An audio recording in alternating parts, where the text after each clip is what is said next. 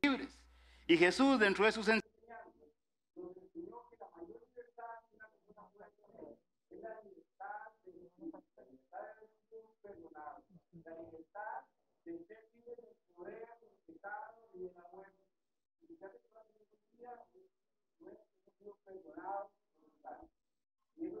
verdaderamente libres, ¿sí o no? Y él dijo, y conoceréis la verdad, y la verdad os hará libres. Y también añadió, así que si el Hijo os libertare, seréis verdaderamente libres. En el contexto en que Jesús está diciendo estas cosas, era en el contexto de un pueblo de Israel, allá hace 2000 años, que estaba siendo cautivo, que estaba siendo parte del dominio del imperio romano.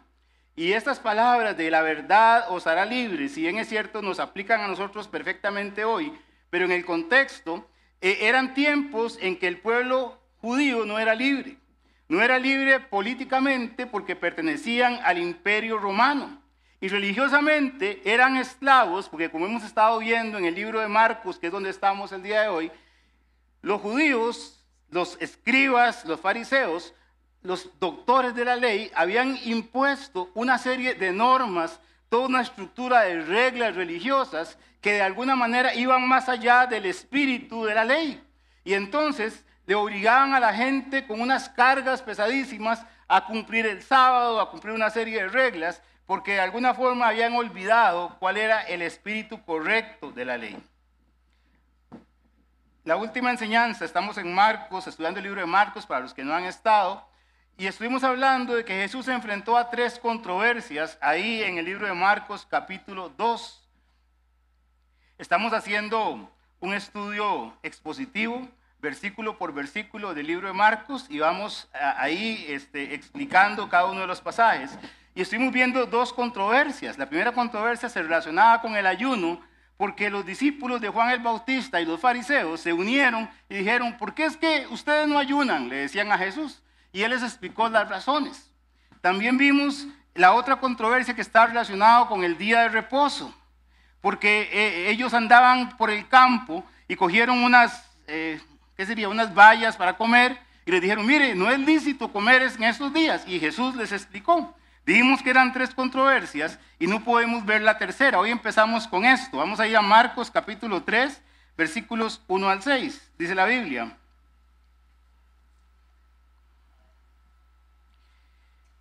Otra vez entró Jesús en la sinagoga y había allí un hombre que tenía seca una mano y le acechaban para ver si en el día de reposo le sanaría a fin de poder acusarle. Entonces dijo al hombre que tenía la mano seca, levántate y ponte en medio. Y les dijo, ¿es lícito en los días de reposo hacer bien o hacer mal, salvar la vida o quitarla? Pero ellos callaban. Entonces mirándolos alrededor con enojo, entristecido por la dureza de sus corazones, dijo al hombre, extiende tu mano. Y él la extendió y la mano le fue restaurada sana. Y salidos los fariseos, tomaron consejo con los herodianos contra él para destruirle. Qué pasaje este más increíble. Hoy vamos a ver, empezamos esta tercera controversia, tiene que ver con el hombre de la mano seca. Y lo que vemos acá en este pasaje son varias cosas. La primera es el acoso al que Jesús es sometido. Vemos cómo Jesús está ganando popularidad, cómo él lo buscan cada vez más también, conforme crecía su popularidad, más era la oposición que tenía de los líderes religiosos. Y como les digo, ya era un acoso. En el capítulo 2, versículo 23, vimos cómo lo siguieron al campo a ver qué estaban haciendo él y sus discípulos. Y ahora, él está una semana después, el sábado siguiente, ahí en la sinagoga como siempre. A Jesús lo invitaban a la sinagoga porque era un maestro. Y cada vez que él pasaba y enseñaba, la gente se quedaba asombrada y decía, jamás hemos visto a un hombre hablar así. Y además de enseñar de una manera especial, Jesús acompañaba su enseñanza con una demostración de su poder, porque sanaba enfermos, echaba fuera demonios, etc. Jesús era todo el personaje del momento. Y la gente se maravillaba de su enseñanza, y entonces cada vez que la gente se maravillaba, más le dolía a los fariseos, más le dolía a los doctores de la ley, ver cómo la gente le seguía. Y ahí en la sinagoga, en este pasaje de hoy, están los fariseos. Y dice la Biblia que le acechaban. ¿Usted sabe qué es acechar? Es andar detrás de alguien con el fin de dañarlo, de hacerle algo. Y estaban buscando si en el día de reposo iba a sanar a alguien a fin de poder acusarle. Y hay varias cosas curiosas, interesantes, importantes aquí. Lucas agrega que este hombre que tenía la mano seca, la mano que tenía seca era la mano derecha. Entonces este hombre, además de todo, tenía un problema importante. Los fariseos, vean que ellos están esperando que Jesús haga el milagro para acusarlo, para caerle encima. No tenían ya ningún problema en reconocer en sus mentes, en sus corazones y públicamente que Jesús hacía milagros. Ya no lo cuestionaban si él va a sanar a alguien. No hay problema, si él sana personas. Ya no era ese su cuestionamiento. Sobre eso ya no tenían controversias. Ellos estaban ya aprendidos de que Jesús tenía autoridad sobre la enfermedad. Pero también vemos cómo el corazón de estos líderes estaba endurecido y envanecido. Es sábado, es el Shabbat, el día de reposo para ellos. Es un día donde ellos tenían que ir ahí al templo, como bien venimos nosotros a la iglesia, con el corazón dispuesto para adorar a Dios, para humillarse delante de Él, para estar dedicando todos sus pensamientos, para escuchar el mensaje de la Torá. Nosotros lo traduciríamos para escuchar la predicación de la Biblia ese día, para escuchar al maestro de turno, para escuchar qué iba a decir Jesús ese día. Ellos tenían que ir con un corazón gozoso y con un corazón contrito y humillado. Pero ese día estaban ahí solo con un objetivo: ver cómo pescaban a Jesús en alguna cosa. Y lo segundo es que encontramos un hombre con la mano seca, como les dije, la mano derecha. En este mundo del tiempo de Jesús, donde todo era muy manual, muy fabril, donde la agricultura y la ganadería eran las actividades de más demanda, mucho del trabajo era manual, y depender solo de la mano izquierda tenía toda una limitación y una connotación para él. Y si usted lee en detalle, no sé si lo percibió, léalo a ver si le parece, pero es factible pensar que los fariseos habían traído a ese hombre de la mano seca, que lo habían llevado ahí, lo habían puesto como un cebo, como una carnada, a ver si Jesús mordía el anzuelo para acusarlo de violar la ley. A los fariseos no les importaba absolutamente nada el bienestar de aquel pobre hombre incapacitado. No le importaba nada que este hombre no pudiera trabajar. No les importaba nada que este hombre tuviera algunas limitaciones físicas. No lo llevaron ahí como un acto de misericordia, como aquellos 4 que llevaron un amigo a ver si Jesús lo sanaba. No, ellos no tenían ningún interés en la persona, ni en su necesidad, ni en su dolor. Estaban concentrados en acusar a Jesús. La segunda cosa que vemos es la confrontación. Jesús conoce bien el corazón de estos religiosos, sabe que le están tendiendo una trampa, él no es tonto, entiende cómo está la situación, y entonces él va a aprovechar estas circunstancias para darles una enseñanza. para esos corazones endurecidos por la tradición, por la religión y por la hipocresía. ¿Recuerdan ustedes que hemos estado viendo todos los milagros de Jesús? Y Jesús hacía milagros y le decía, vete y no lo digas a nadie, vete a donde el sacerdote. Siempre era algo oculto, a él no le gustaba hacer las cosas en público en este momento. Pero a este hombre le dice, hey, usted, levántate y ponte en medio. Es evidente que Jesús ahora sí va a hacer un milagro que quiere que sea visto por todos. Lo pone en la sinagoga, en el medio, en el contexto nuestro, lo pone aquí en la tarima, al frente, donde todo el mundo lo vea, donde todos pudieran ver qué es lo que iba a pasar. Y en lugar de decirle, mire, ¿quieres que te sane? ¿Quieres que haga algo por ti? Él no se dirige al hombre, sino que se dirige a quienes lo estaban acusando o lo iban a acusar. Y les dice, miren, ¿es lícito hacer el bien en sábado? ¿Es lícito dar vida en sábado? Y dice la Biblia que ellos callaban. Si ellos decían que era lícito hacer el bien el día sábado, entonces ellos mismos tenían que reconocer que habían hecho todo un esquema religioso que iba en contra del espíritu de la ley. Porque habían cosas que ellos habían demandado de la gente que le impedían a las personas hacer el bien. De hecho, usted solamente podía ayudar a una persona enferma si estaba en peligro de muerte. Era la única forma en que usted lo podía atender si es sábado. Si es sábado y la persona estaba muriendo, si usted podía ir y hacer algo por él. Pero si no se estaba muriendo, aunque estuviera muy mal, usted no podía hacer nada por él. Tenía que dejarlo ahí sufrir. Y si decían que no era lícito hacer el bien, de alguna forma estaban quebrantando el segundo y el gran mandamiento, que era amar al prójimo, porque estarían reconociendo que ellos le estaban dando más importancia a su sistema de creencias que al corazón de la ley, que era amar a Dios y al prójimo. Jesús los puso contra la espada y la pared, no tenían salida. Y hemos hablado de que nosotros los creyentes hay veces estamos entre esa disyuntiva, porque nos hemos metido en un mundo muy religioso, con muchas normas que cumplir, y hay veces dejamos de lado el espíritu de lo que el Señor quiere, que es el amor y la caridad. Y veamos el tercer punto, que es las emociones. El versículo 5 es muy interesante. Es la primera vez en los evangelios que Jesús está expresando sus emociones. Y la primera emoción que él siente acá es una mirada de enojo. ¿Ha sido víctima usted alguna vez de una mirada que mata? No me diga dónde, si en la casa, con la esposa. Una mirada, hay veces unas miradas lo matan a uno, ¿verdad? Le hacen una mirada y ya uno sabe que algo malo está. Yo no puedo ni imaginarme, hermanos, ni tan siquiera me imagino. Es más, se me para así el pelo de solo pensar en la mirada de Jesús enojado viendo hacia los fariseos. Tremendo. De solo pensarlo me da temor, ¿verdad? Lo primero que Jesús sintió fue enojo.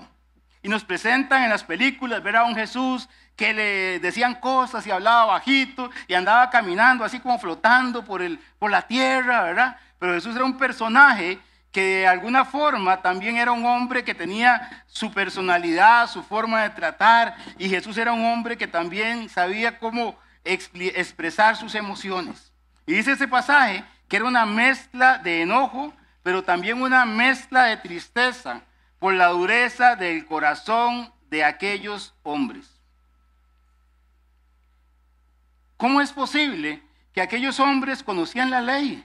¿Cómo es posible que aquellos hombres empezaron amando a Dios, pero ahora tenían un corazón duro para recibir su mensaje? ¿Sabe? Así pasa con nosotros. Dios todos los días está llamando a nuestros corazones. Todos los días nos habla, todos los días se interesa por nosotros, todos los días Él tiene algo que decirnos, todos los días está dando un mensaje a nuestros oídos, pero usted y yo muchas veces vamos cerrando los oídos al Señor. Y llega el momento en que nos enfriamos, llega el momento en que nuestro corazón se vuelve de piedra, ¿sí o no? Hay momentos en que uno ya no quiere nada con el Señor. Y por eso Jesús estaba tan triste con la actitud dura de estos fariseos que eran los líderes del pueblo de Dios. Así como un padre se entristece cuando un hijo o una hija que tiene el corazón duro hacia el Señor, que no le interesan sus principios, que no le importan, imaginemos el dolor que pudo sentir el Señor en este momento. Lo otro que menciona este pasaje es un milagro. Jesús le dice, extiende tu mano. Y cuando extendió la mano, hizo el milagro. Yo no puedo entender cómo fue ese milagro. No sé cómo los ligamentos, los nervios atrofiados pudieron unirse para que este hombre en un instante su mano volviera a la posición normal. Dice acá que él tenía la mano seca. Yo siempre que veía este pasaje me imaginaba al hombre con el brazo encogido. Literalmente es la mano paralizada. Algunos médicos que analizan la Biblia dicen que esta característica de la mano seca, esta mano que está así, ¿verdad? Es propia de una parálisis del nervio radial, dice acá, que paraliza el nervio y hace que no pueda extender su mano, que no pueda tener fuerza en ella, y la mano parece una mano muerta, una mano marchita. Eso es lo que sucede. Es increíble, el Señor lo llama y le dice, extiende tu mano. La extendió y ya estaba el milagro hecho. Y no dice nada de qué hizo el hombre. No dice que el hombre se arrodilló, que estaba agradecido. No dice que el hombre pegaba brincos. No dice que el hombre alzaba la mano ahora y adoraba a Dios. No dice nada de eso. ¿Sabe qué se dice en la Biblia? De la actitud de los políticos y de los religiosos que estaban ahí. Capítulo 3, versículo 6. Y salidos los fariseos, tomaron consejo con los herodianos contra él para destruirlo. ¿Sabe? Aquí hay políticos y religiosos, ya ahorita lo vamos a ver. Hicieron una junta, hicieron equipo, dos grupos de personas que querían destruir a Jesús. Y es muy interesante, ya hemos hablado mucho y usted conoce acerca de los fariseos, que eran estos maestros de la ley de Moisés, que enseñaban la ley, pero que también enseñaban las teorías de la gente sobre la ley, las explicaciones, y le daban más importancia a lo que decía el rabino tal que a lo que decía Moisés. Y esta gente, como les he repetido ya en este mensaje 2 o 3 veces, se ufanaban de sus estándares. Ellos eran demasiado santos. Ellos no hacían nada si no cumplían con todas las normas. Eso era su orgullo religioso que sobresalía. Pero dice que se reunieron con unos que se llamaban los herodianos. No dice heredianos, herodianos, ¿verdad? Herodianos. ¿Y quiénes eran los herodianos? ¿Por qué estaban ahí en la sinagoga? ¿Sabe? Ellos no eran un grupo religioso. De hecho, tenían creencias ofensivas para los fariseos. Y entonces, si Jesús no estaba metiéndose con ellos, ¿por qué estaban molestos? ¿Qué les incomodaba de Jesús? Hay que entender quiénes eran los herodianos. Los herodianos eran un grupo político que apoyaba la familia de Herodes, que era la que estaba en el poder en los días de Jesús. Herodes el Grande, Herodes Agripa, Herodes Antipa, en la Biblia hay 4 Herodes, ahorita lo vamos a ver. Y esa gente, Herodes el Grande, allá cuando nació Jesús, en los años anteriores, él fue a Roma y se ganó el derecho, no sé si lo compró o no, de ser el gobernador de la provincia de Judea. Era el rey de Judea. Él no era un romano, él era un judío. Había nacido en Idumea, era un hijo de Edom, ahí en la frontera sur de Israel. Entonces era un israelita que gobernaba sobre los israelitas al servicio de Roma. Y esta gente, los herodianos, se pasaban el poder de uno a otro, ¿verdad? Como una dictadura, ahí una monarquía. Y entonces había gente que le iba bien con los herodianos, porque Herodes hacía buenos negocios con Roma. De hecho, los judíos, a pesar de que dependían de Roma, tenían una relación relativamente aceptable, tenían su vida, los romanos no se metían mucho con ellos mientras les pagaran, solamente que no les gustaba, por supuesto. Pero esta gente vivían diciendo, mire, nos conviene que la dinastía de los Herodes nos gobierne. Entonces ellos eran herodianos, ¿verdad? Y como les digo, ahí tenemos 4 Herodes, el Grande, Herodes Antipas, Herodes Filipo y Herodes Agripa. Herodes primero, Herodes el Grande, hizo un montón de construcciones, fue el que hizo el templo. Cuando Jesús dice, miren, el templo va a ser destruido, ese era el templo que ellos tenían. En estos momentos de la historia, cuando Jesús tiene 30 años, el que está en el gobierno se llama Herodes Antipas y ha mandado a matar a Juan el Bautista. Y entonces esta gente, los herodianos, apoyaban a la dinastía herodiana para que se mantuviera en el poder. No tenían nada que ver con los fariseos, eran agua y aceite. no eran de la misma especie. Estos eran religiosos, estos eran políticos. Siempre la religión y la política mezcladas, ¿verdad? Y más bien, los herodianos, como se llevaban muy bien con los romanos, tenían mucha afinidad con el contexto romano y griego. Les gustaban los dioses de los romanos y de los griegos. Y para eso, para los sacerdotes, eso era una abominación para los escribas y fariseos. Pero ahora hacen yunta, ahora están unidos. Y uno se pregunta, uno entiende que los fariseos estuvieran enojados porque Jesús los exponía cada rato. Pero los herodianos, claro, el punto es que Jesús estaba ganando popularidad y ellos veían una amenaza que Jesús pudiera llegar a ser un líder político, un líder político de Israel. Podía llegar a ser el nuevo rey de Israel y entonces había que quitarlo de en medio. Y si uno hace un poquito de cabeza, recordará cuando Jesús nació que fueron donde Herodes y le dijeron, ¿dónde está el rey de Israel que ha nacido? ¿Y qué hizo ese Herodes? Mandó a matar a los niños, ¿sí o no? Siempre el tema era oponerse a que llegara un rey a gobernarlos. Ellos decían algo así como, si tu enemigo es también mi enemigo, entonces mejor seamos amigos. Algo así era lo que decían ellos. Ellos querían matar a Jesús. Dos grupos de poder luchando contra el rey que se había hecho siervo. Esto nos lleva al final de esta sesión del libro de Marcos para que usted entienda que Jesús estaba siendo perseguido, que él estaba aumentando su popularidad, pero que era a partir de este momento, hay ya no un deseo de oponerse a él, ahora hay un deseo de matarlo a él. Está lloviendo fuerte, ¿verdad? Qué bueno, así pueden estar aquí 2 horas más, no tienen problema. Vamos a ver qué nos dice la Biblia en Marcos, capítulo 3, versículos 7 al 12. Lo siguiente, el relato sigue. Un segundito para tomar agua.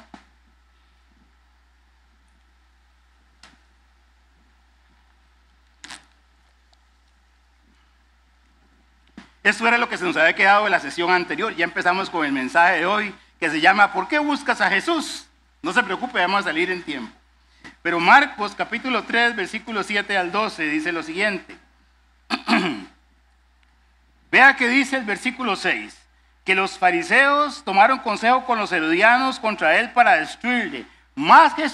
Pero Jesús, con una sentencia de muerte sobre su cabeza, en lugar de ir a otra cosa, se retiró al mar con sus discípulos y le siguió una gran multitud de Galilea y de Judea, de Jerusalén, de Idumea, del otro lado del Jordán, de los alrededores de Tiro y de Sidón, oyendo cuán grandes cosas hacía, grandes multitudes vinieron a él.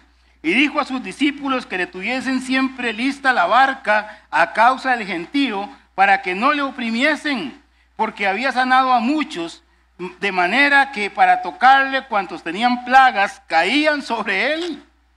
Y los espíritus inmundos al verlo se postraban delante de él y daban voces diciendo, tú eres el Hijo de Dios. Mas él le reprendía mucho para que no le descubriesen. La pregunta de esta tarde noche es, ¿por qué buscas a Jesús? Vemos en ese capítulo la popularidad en ascenso de Jesús. Como les digo, Jesús tiene una sentencia de muerte en su cabeza, pero todavía él entiende que no es su tiempo, que todavía tiene que hacer muchas otras cosas. Entonces, en lugar de estar en la ciudad en conflicto con la gente, él se retira a las orillas del mar de Galilea. Se retira para evitar más controversias. Pero dice la gente que en este momento era tal la cantidad de gente que lo seguía que se contaba por grandes multitudes. Seguían a Jesús de todo lado. Seguir a Jesús se ha vuelto un problema. Grandes cantidades venían del sur, del norte, del oeste, del este, de todo el país. Si usted recuerda este mapa de Israel, voy a detenerme un poquito por acá. Jesús estaba haciendo su ministerio acá en Galilea, en la zona norte, casi en la frontera con Siria actual. Ahí estaba el lago o el mar de Galilea y ahí Jesús hacía todos sus milagros. Dice, y todo lo que hemos visto de Marcos se circunscribe a este pedacito de tierra. Pero ahora, en este pasaje, dice la gente que venía gente de Idumea, vean, en la frontera con Egipto, Dice la gente que venía, dice la Biblia que venía gente de Tiro, de Sidón, gente que venía también del área de Decápolis, gente que venía de todo el país. Es decir, venían de todo lado y como decía un jefe mío, y también de Puriscal, decía él. Eso decía don Luis Paulino que era de Puriscal. Todo el mundo quería oír a Jesús. Todo el mundo quería verlo, escucharlo. Pero Marcos aclara muy bien la razón por la que grandes multitudes le seguían. Dice la Biblia, oyendo cuán grandes cosas hacía, grandes multitudes vinieron a él. Si Jesús quería tener publicidad, este era el momento en que tenía todo a sus pies. Era el momento en que se había hecho grande. Era el momento de hacer más milagros para que lo siguiera todo el mundo.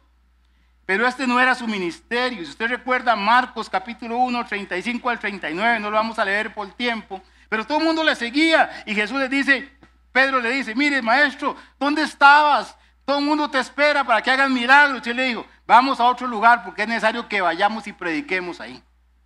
Jesús no andaba haciendo milagros per se. Él se topaba con enfermos y le dolía el corazón y los sanaba. Pero su ministerio era proclamar las buenas nuevas, el evangelio. Y Jesús estaba entonces predicando el evangelio. Pero toda esa multitud que les he dicho, lo que quería era una cosa, lo que quería era la sanidad de él. Jesús quería predicar y ellos querían ser sanos. Y sabe, esa es una de las cosas que sucede con la popularidad. Generalmente las masas, la popularidad distorsiona el mensaje y se enfoca en las cosas secundarias. Y de alguna forma se pierde el Señor en medio de toda la estructura. Igual que ayer, hoy la gente busca a Jesús y lo busca como un milagrero y no como un salvador. La gente busca a Jesús para que le arregle el problema financiero. La gente busca a Jesús para que su esposa lo permita volver a la casa por la torta que se jaló. La gente busca a Jesús porque quiere que mañana cuando va a un médico el dictamen sea positivo. La gente busca a Jesús porque quiere dormir tranquilo, porque en este momento tiene muchos problemas. Hermanos, los números son engañosos. Hay iglesias que creen que por tener una gran cantidad de asistencia los domingos todo está muy bien. Son un éxito para el reino de Dios. Acá Juan y yo, y creo que todos los que nos dedicamos al liderazgo en esta iglesia, nos gozamos por ver cada domingo el templo lleno de gente. Gracias a Dios, Dios nos da a muchas personas. Pero sabe, qué bueno sería que todos los que vengamos un domingo aquí a la iglesia, no vengamos por ver qué recibimos del Señor, sino que vengamos con un corazón agradecido por lo que Él ha hecho por nosotros. Seamos verdaderamente discípulos. Pero Jesús no tenía discípulos. De hecho, vamos a ver la próxima semana, si Dios lo permite, que de toda la gran multitud, Él escogió a 12 para que le siguieran. Nuestro deseo es tener una iglesia llena de verdaderos discípulos, de verdaderos seguidores de Jesús, que lo busquen, que lo sigan por las razones correctas, gente fiel al Señor. Yo estoy seguro que toda esa multitud de gente que seguía a Jesús para que le hiciera un milagro, seguramente año y medio después estaban gritando, crucifícale, crucifícale, ahí en Jerusalén, cuando Jesús fue arrestado y lo dispersaron. Cuando Jesús murió, resucitó, ¿cuánta gente había en el aposento alto? ¿Cuántos? ¿Cuántos miles habían? ¿Cuántos miles habían? ¿Cuántos habían? Hechos, capítulo 1, 120. ¿Y dónde estaban los miles que seguían a Jesús? 120. No quiero decir con esto que los números no sean buenos. Y tampoco quiero decir con esto que tener un grupo chiquitico, una iglesia chiquitica es porque son muy espirituales. Tampoco. Creo que usted entiende lo que estoy diciendo. ¿Qué nos atrae de Jesús? ¿Por qué lo buscamos? ¿Qué es lo que buscamos de Él? Yo les cuento el testimonio de este señor, del doctor Martin Lloyd Jones. Este hombre nació el 20 de noviembre del año 1899 en Cardiff, Gales. Era el menor de 3 hermanos. Su papá era un comerciante, no era una gente muy adinerada, pero vio en él una inteligencia vivaz y entonces lo puso a estudiar. Y este hombre estudió medicina y rápidamente se hizo doctor, y era un doctor brillante. Estudió e ingresó en el Hospital San Bartolomeo en Inglaterra, y a los 21 años ya era doctor y llegó a ser el asistente del médico más respetado de su tiempo, que a su vez era el médico de la reina y el rey. En la Universidad de Londres era un miembro del Colegio Real de Medicina. Imagínense, con 21 años, un erudito, un hombre con todo el futuro.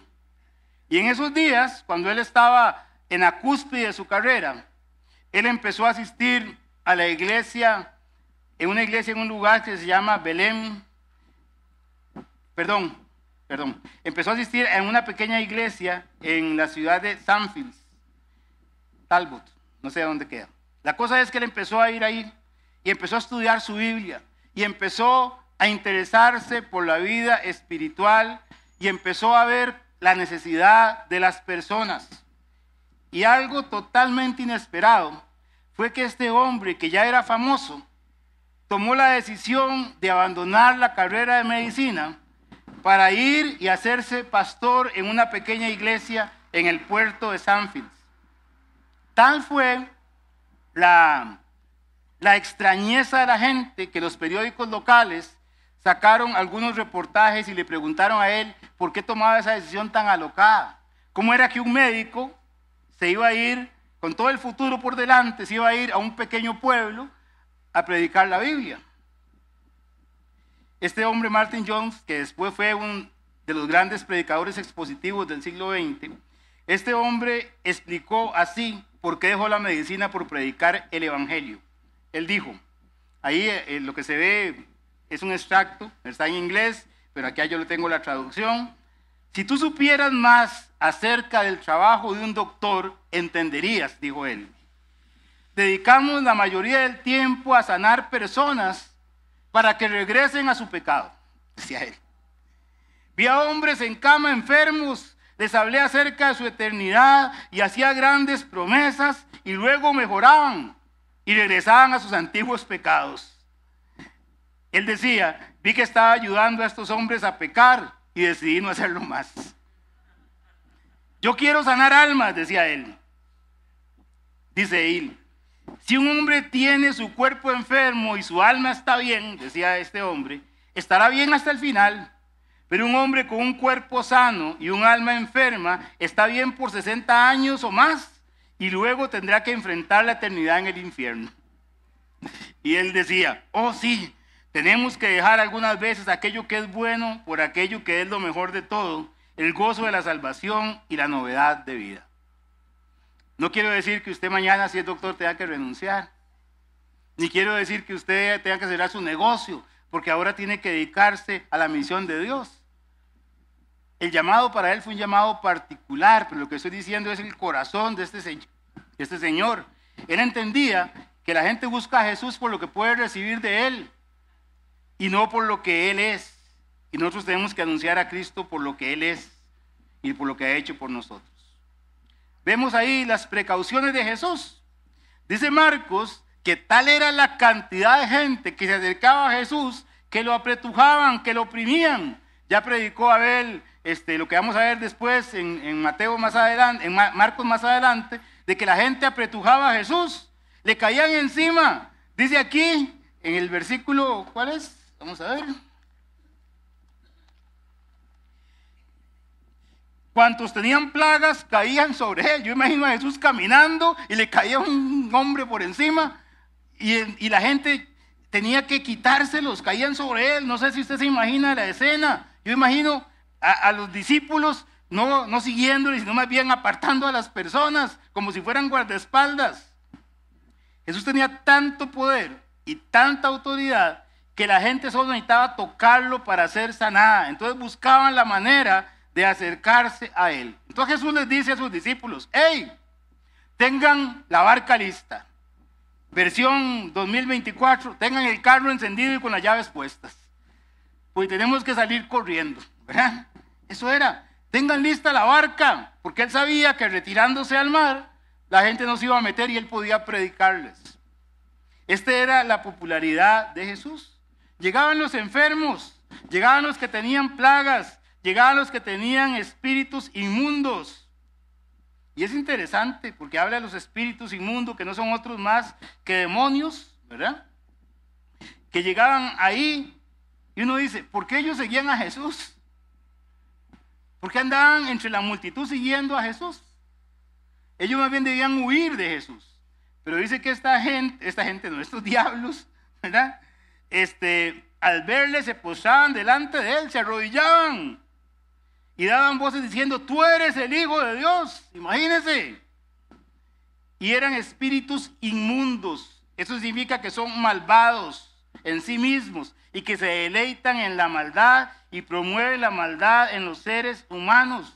Están contaminados espiritualmente, buscan contaminar toda la creación con su suciedad, con sus mentiras. Su naturaleza es asquerosa y corrupta y quieren que usted y yo vivamos así. ¿Y qué hizo Jesús con estos espíritus inmundos que se arrodillaban, casi que se persinaban delante de Jesús y le decían, mire, usted es el Hijo de Dios? ¿Qué hizo Jesús con esta proclamación falsa? ¿Qué hizo? Jesús les dice que se callaran. ¿Y por qué?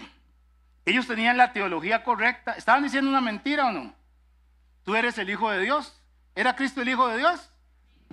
Se estaban arrodillando, mostrando que lo estaban, ¿qué diría yo? Que le estaban dando el señorío. Pero Jesús no les creyó. Dice Santiago, capítulo 2, versículo 19. ¿Tú crees en Dios? ¿Tú crees que Dios es uno? Bien haces. También los demonios creen y tiemblan, ¿verdad? Así que, amigo y hermano, si tú crees en Dios, tienes la misma teología y el mismo conocimiento que los demonios. Creer en Dios, creer en Jesús en el corazón es otra cosa diferente. ¿Y por qué Jesús los reprende y no quiere que lo descubran? ¿No era que él quería que la gente supiera que era el Mesías? Jesús no quería publicidad gratis de los demonios, porque los demonios de sí mismos lo que hablan es mentira. Si aceptaban la palabra de los demonios, iban a decir que Jesús era el demonio mayor.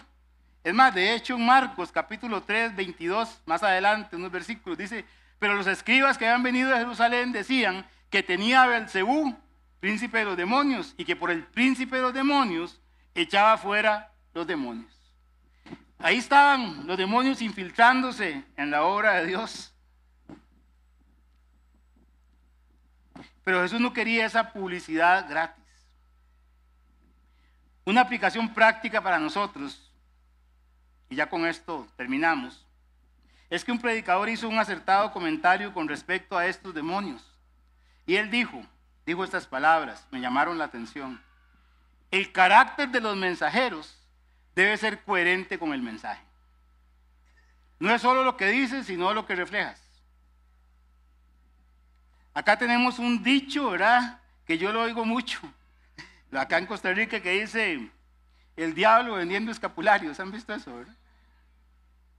¿Cómo somos nosotros cuando predicamos la Biblia? Cuando usted llega a tocar una puerta y alguien lo conoce, no se extraña de que usted llegue ahí.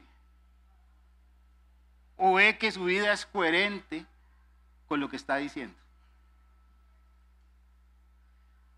Hermanos, si nuestro mensaje es el Evangelio de Jesucristo, si decimos que Él salva, si decimos que Él liberta, usted y yo debemos vivir como salvos y como libres.